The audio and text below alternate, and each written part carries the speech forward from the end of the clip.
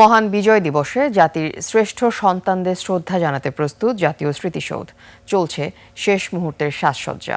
স্মৃতিসৌধের আশপাশে এলাকা এবং ঢাকা আরিচা মহাসড়কের পরিচ্ছন্নতার কাজও প্রায় শেষ পর্যায়ে।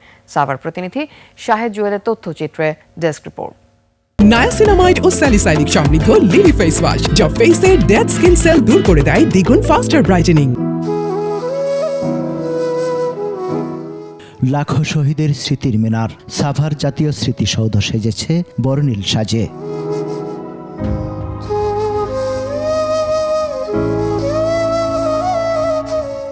মঙ্গলবার বাঙালির গর্বের 16ই ডিসেম্বর মহান বিজয় দিবস। দেশের শৌর্য সন্তানদের শ্রদ্ধা জানাতে স্মৃতিসৌধ ঘিরে চলছে নানা প্রস্তুতি। মূল বেদি সহ পুরো এলাকা ধুয়ে ফেলার পর প্রধান গেট পর্যন্ত লাল ইটের পথকে দৃষ্টিনন্দন করে তোলা হয়েছে। বিভিন্ন স্থানে রোপণ করা হয়েছে নানা রঙের ফুল গাছ।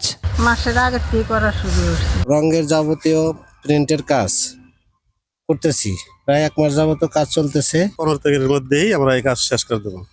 চালু করে কাজ করতেছি, আমাদের এখন ব্যস্ত আছে। আমার লোকজন ইট বালু সিমেন্টের কাজ করতেছি। 16 ডিসেম্বর উপলক্ষে স্মৃতিসৌধের রঙের কাজ করতেছি। 16 ডিসেম্বরের লেগে আমরা সব মাঠে ঘাটে এই ফুল ওষুধ দিতেছি। 55তম বিজয় দিবস ঘিরে স্মৃতিসৌধ সাজানোর কাজ প্রায় শেষ বলে জানান গণপূর্ত অধিদপ্তরের এই কর্মকর্তা। মিনারের যে 7টি স্তম্ভ সেটা পরিষ্কার দিয়ে শুরু করেছি।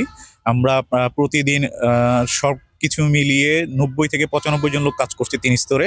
বিজয় দিবসের ভোরে জাতির শ্রেষ্ঠ সন্তানদের শ্রদ্ধা জানাবেন রাষ্ট্রপতি, প্রধান উপদেষ্টা, উপদেষ্টা পরিষদ, বিভিন্ন রাজনৈতিক দল সহ সর্বস্তরের মানুষ। প্রস্তুতি কাজ পরিদর্শন করেছেন প্রশাসনের কর্মকর্তারা। 4000-এর অধিক ফোর্স মোতায়েন করা হয়েছে এবং এই ফোর্স সার্বিক নিরাপত্তা রক্ষায়, জনগণের জানমাল নিরাপত্তা রক্ষার জন্য সার্বিকভাবে তারা নিয়োজিত থাকবে। স্মৃতিসৌধ ঘিরে নেওয়া হয়েছে 4 স্তরের কঠোর নিরাপত্তা ব্যবস্থা।